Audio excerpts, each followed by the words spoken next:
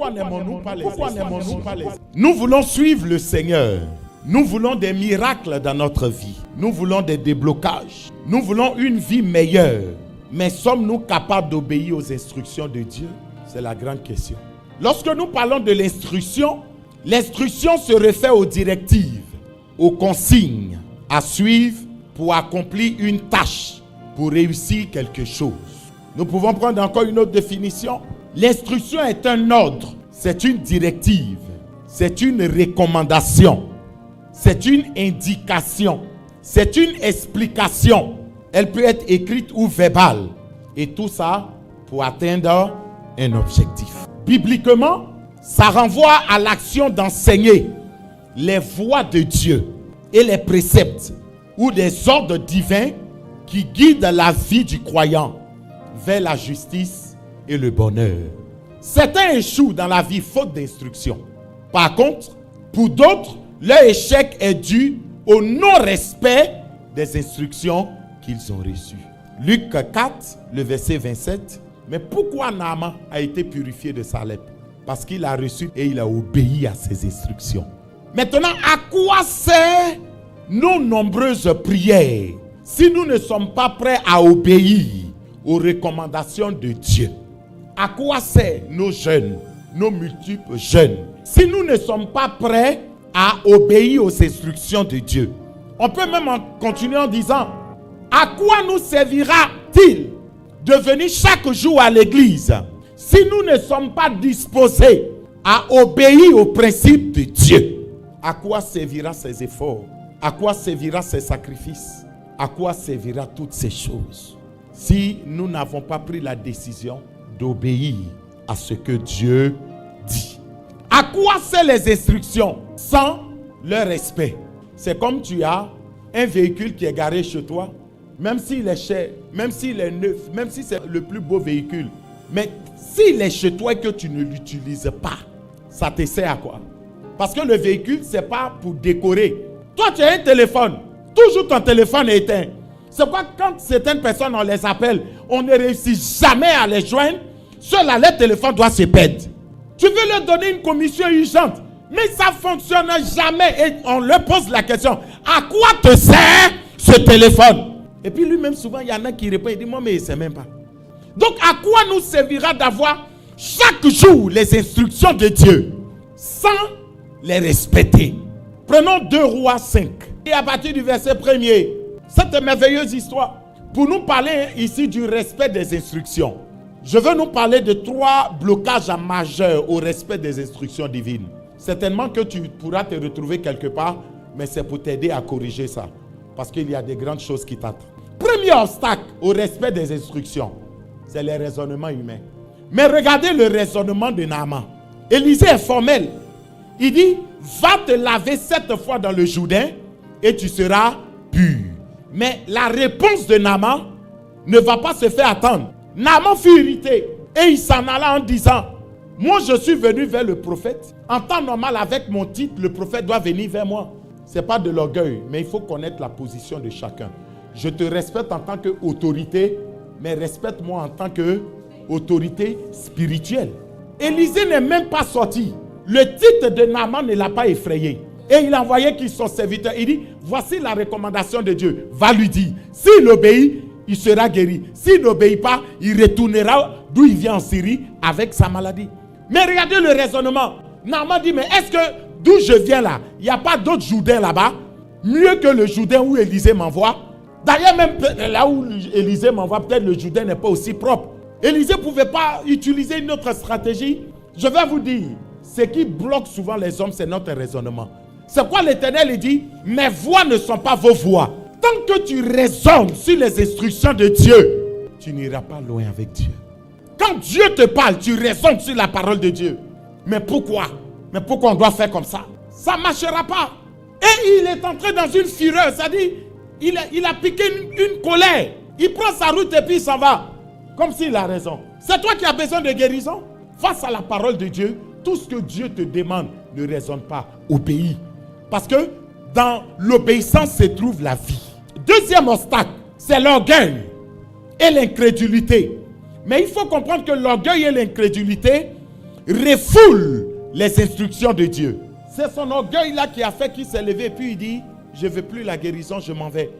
C'est pourquoi la Bible dit que l'orgueil précède la chute. Si vous êtes orgueilleux dans la vie et que vous avez des grands biens, je vais vous donner votre fin. Vous deviendrez zéro. Parce que la chute vous attend en chemin. Peu importe ton titre, c'est pourquoi le plus souvent je nous dis, quel que soit l'argent qu'on a, quelle que soit la beauté qu'on a, quelles que soient les relations qu'on a, quels que soient les biens qu'on a, venons à l'église, pas avec ses titres, mais venons comme des enfants de Dieu. Parce que ici, ton titre ne pourra jamais surpasser le titre de Dieu. On dit, lui, il est le roi des rois. Donc même si tu es roi, devant toi, il y a roi. Et c'est l'Éternel. Fais-toi petit et Dieu te relèvera. Troisième obstacle, c'est que dira-t-on? Le regard des hommes. Je vais vous dire que le regard des hommes, le que dira-t-on, paralyse l'action dans nos vies. À force de vouloir chercher faussement l'estime, que les gens parlent bien, que les gens fassent ci, qu'ils aient une bonne opinion de moi, vous ne passerez jamais à certaines actions. Vous ne poserez pas certains actes. Il dit, mais le prophète, il se prend pour qui? Il se prend pour celui qui a ta solution entre ses mains. Aller se jeter, se laver 7 fois dans le Jourdain, Naaman ne peut pas descendre avec son treillis devant tes serviteurs. La Bible dit que Dieu a corrigé la femme de David. Pourquoi? Elle dit, mais toi aussi tu exagères. Un peu de classe, un peu de style. Donne-toi quand même un genre, tu es le roi. Comment tu peux danser devant tes sujets, les gens, jusqu'à enlever ton habit? Ah, David. David a dit à sa femme, si toi tu es incapable d'enlever ta coiffe pour louer et célébrer Dieu, moi je suis prêt à enlever mes vêtements. Parce que je sais d'où il m'a pris et là où je pars avec lui. La Bible dit à partir de ce moment-là, elle est restée stérile, elle n'a plus enfanté. Donc il doit enlever ses vêtements pour se plonger dans l'eau, devant ses subalternes, devant ses soldats, devant... Non, c'est humiliant, c'est honteux. Qu'est-ce qu'ils vont dire de moi? Tu n'as pas envie d'être guéri. Comprenons ceci ce matin. Tout accomplissement est attaché à une instruction. Et l'attention sans obéissance est du temps perdu. Généralement, nous venons à l'église, nous sommes attentifs aux enseignements. Nous sommes attentifs aux conseils. Mais si tu es attentif sans obéir à ce qui a été dit, c'est du temps perdu. Arrêtons de gaspiller le temps par notre désobéissance. Comprenons aussi que l'instruction rend possible l'accomplissement. L'instruction est la clé de l'accomplissement. Lorsque vous êtes face à une porte fermée, ce qui vous permettra d'entrer par cette porte, c'est la clé. Si tu n'as pas la clé, tu ne rentres pas. Donc ce qui te donnera d'avoir accès à l'accomplissement, à tout accomplissement, l'obéissance à ses instructions. L'instruction est le pont entre la promesse et l'accomplissement. Elle, c'est l'instruction. Est le pont entre la promesse et l'accomplissement. Dieu nous fait des promesses. Nous avons beaucoup de promesses sur notre tête. On marche avec. Il y en a qui ont ça dans leur sac. Parce que notre Dieu est le Dieu de promesses. Mais maintenant, pour arriver ici, à l'accomplissement, mes amis, nous sommes obligés de passer par elle, l'instruction. Dieu peut te donner des promesses, mais il y a des instructions qui vont avec.